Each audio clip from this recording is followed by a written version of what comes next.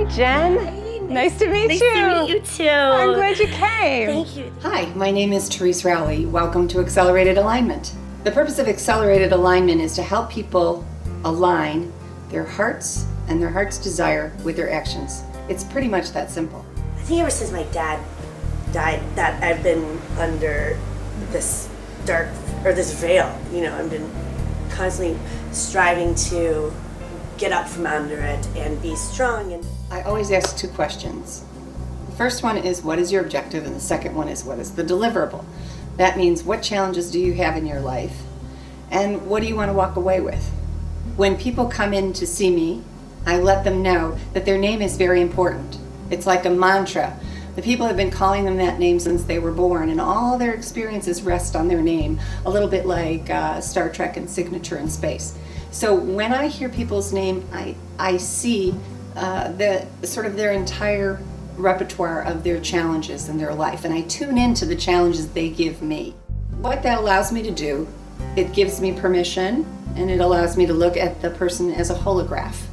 That means look at all of this in three-dimensional reality. Look at their other lifetimes, look at current issues, look at underlying causes, and I can look at them all as a story or a set of stories. So that's the first thing I ask, is that people say their name. And as I go through the reading, I do energy alignment so that I'm not only telling stories, but my hands are moving in very unusual ways. They look a little silly sometimes. But what I'm doing is aligning the energy in an accelerated way. So it's accelerated alignment.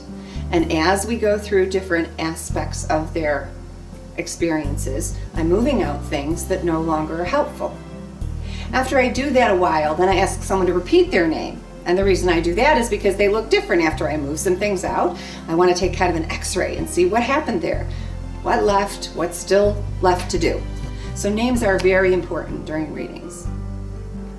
So the next thing to understand is that I'm working in a realm of intuition and spirit. And what that means is that the information isn't literal. Most of the time it's symbolic. So I'll see a picture and I'm looking at cheese and a truck, and people are thinking, okay, I asked about my career, what's the cheese and truck about, okay? So I understand that it's a little bit hard to tune into for the client, but if you hang in there a little bit, eventually these stories unfold from the symbols, and what happens is that you get a sense of what the story is about, and it turns out to be part of the underlying cause of the challenge. And it brings up the most important aspect of that challenge, and what a surprise. It's a surprise to me as well as to the client. So the first picture I have is an elephant. You used to have a past life where you rode elephants, and you were very close to those creatures as friends, and it carried things for you. So this is a symbol of the wisdom of the world, probably also indicating your father, who would be all those things for you, carry things for you, carry you. The sessions are an hour and a half, and the reason that they're an hour and a half is because typically people come in with more than one challenge. They're deep challenges and they're persistent challenges. It's something that's repeated as a theme in their life. That's why I call it a soul lesson.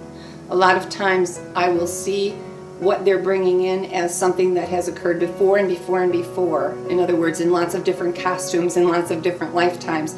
And there's a theme that comes right through. Interesting thing about the way that I read lifetimes is I'm not so interested in exactly whether you were the Queen of Sheba or you were, the Prince of Monaco.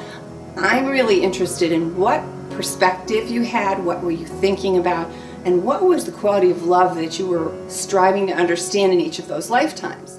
You seem to be, you were an interpreter, interpreter. So you would listen to one person and then you would interpret for the other person what they said. And you were always trying to soften what they said, because oftentimes you were dealing with people who it wouldn't quite be, exactly what they said, but you'd kind of feel into their hearts and think they're going to feel better if they think they said that. So people think sometimes because the lesson, the theme that they've been working on in life, they think that because it comes back they failed in some way. We all think that. How could this be coming back again? I know I dealt with this. I worked on it. I dealt with it. I might have even gone to a therapist. Here it is again.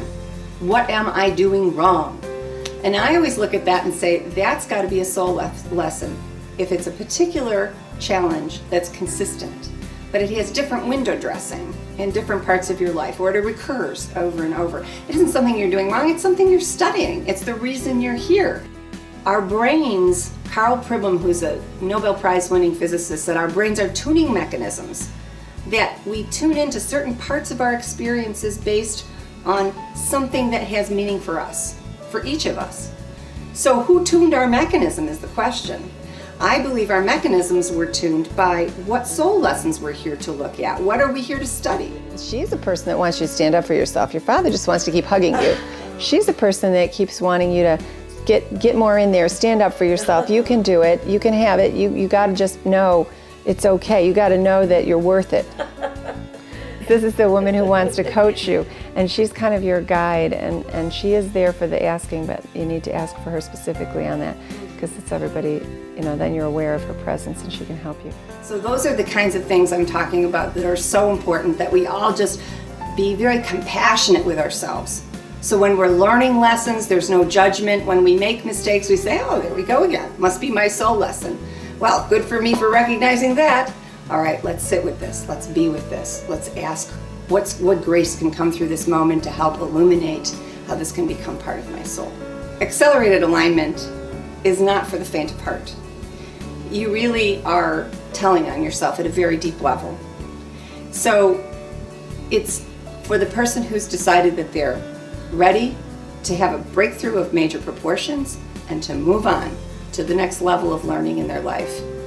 So if that's what you're interested in, this is great work and a great way to do it. I ask these prayers and give thanks for these prayers already answered. Christ, Buddha consciousness. Amen. Wow. Oh my gosh. Can I give you a hug? I want Absolutely. to say